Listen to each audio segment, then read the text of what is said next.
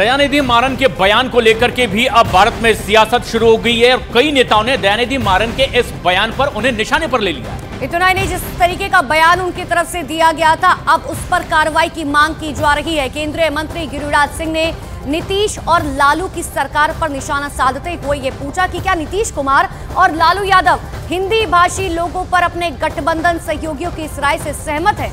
और उन्होंने कहा है कि नीतीश कुमार को अब स्पष्ट करना चाहिए कि डीएमके और इंडी गठबंधन को हिंदी भाषी बिहारी भाइयों और बहनों से इतनी नफरत आखिर क्यों है। तो दयानिधि मारन के बयान पर अब भारतीय जनता पार्टी पूरी तरीके से हमलावर, नीतीश कुमार और लालू यादव पर निशाना साधते हुए।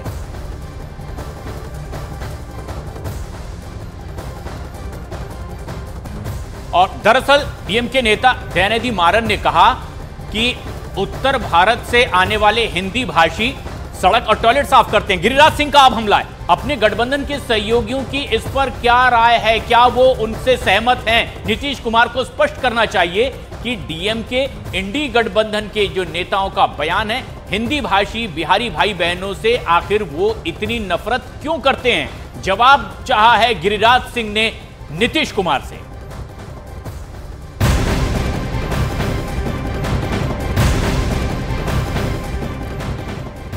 तो अब इस बयान को लेकर राजनीति खूब की जा रही है, लेकिन अब आपको यह बताते हैं कि दयानिधि मारन समेत दक्षिण भारतीय राज्यों के किस नेता ने हिंदी, हिंदू और उत्तर भारतीय राज्यों पर क्या कुछ कहा है। इससे पहले भी यह सियासत गरमाई थी। दरअसल उदयनिधि स्टालिन ने डीएमके की जुनेद, सनातन धर्म को पूरी तरह से खत्म कर देना चाहिए। दयानिधि मारन ने अब एक नया बयान दे दिया। अब बताते थे कि दयानिधि मारन ने दरअसल क्या कुछ कहा। उन्होंने कहा कि यूपी बिहार के हिंदी भाषी लोग तमिलनाडु में सड़क और टॉयलेट साफ करते हैं। और इसके अलावा डीएनवी सेंथिल कुमार डीएमके के नेता, इनका बयान, हिंदी राज्यों को हम आमतौर पर गौमूत्र राज्य कहते हैं। ये आपको अलग अलग बयान बता रहे कि आखिर कौन से वो विपक्ष के नेता है जो अलग अलग लगातार बयान इस तरीके के देते आए हैं। अब कांग्रेस के रेवंत रेड्डी की ही बात कर लीजिए। उनका कहना था कि तेलंगाना का डीएनए बिहार के डीएनए से बेहतर है। और इसके अलावा बयानबाजी में डीएमके के नेता ए राजा भी पीछे नहीं। उनका बयान था, सनातन पूरी दुनिया के लिए खतरा है। सनातन की तुलना एड्स और कुष्ठ रोग से की थी। इतना ही नहीं, प्रियंक खरगे की बात करें, उन्होंने कहा कि जो धर्म समान अधिकार ना दो वो बीमारी की तरह हो जाता है।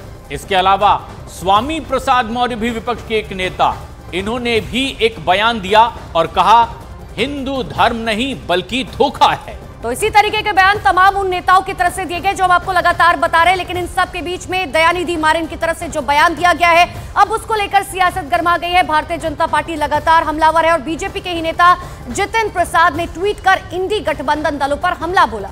और उन्होंने लिखा है कि देश की एकता पर लगातार चोट कर रहे इस गठबंधन में शामिल यूपी और बिहार के राजनेता इस बयान पर अब आखिर चुप क्यों हैं? उन्होंने आगे ये भी लिखा, आपको ये बताते हैं उनका पूरा ट्वीट। उन्होंने कहा कि भारत देख रहा है कि एक तरफ आदरणीय प्रधानमंत्री नरेंद्र मोदी जी काशी में तमिल लोगों का स्वागत करते हुए काशी तमिल संगमम करवा रहे हैं, तो वहीं दूसरी तरफ विपक्षी गठबंधन के बड़े नेता धर्म, क्षेत्र और भाषा के नाम पर देश में जहर घोलने का काम कर रहे हैं। जितिन प्रसाद का यह बयान सबसे अहम भी है।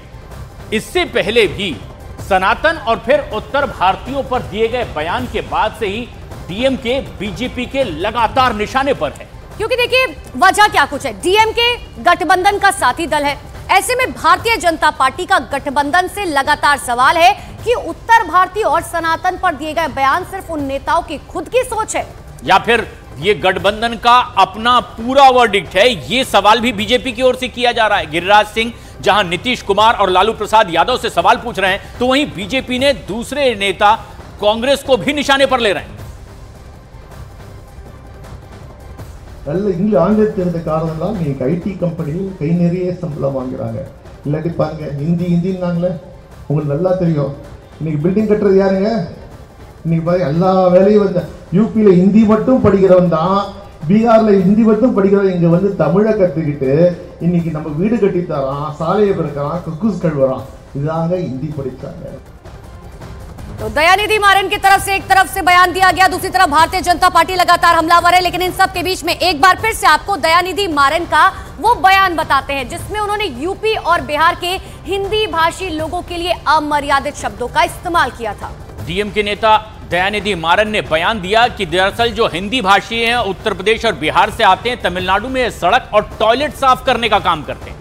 ये आपको बता रहे, देखिए दयानिधि मारन का ये बयान। उन्होंने कहा कि जो लोग अंग्रेजी सीखते हैं उन्हें आईटी में अच्छी नौकरियां मिलती है, लेकिन जो लोग केवल हिंदी सीखते हैं, ये आपको आधा आधा बयान दिखा रहे ताकि आप समझ सके कि आखिर उन्होंने क्या कुछ बोला। प्रशांत, उन्होंने आगे कहा है कि जैसे यूपी और बिहार के लोग वो तमिलनाडु में आकर के निर्माण कार्य, सड़क और शौचालयों को साफ करने का काम करते हैं। डीएमके नेता दयानिधि मारन का ये बयान।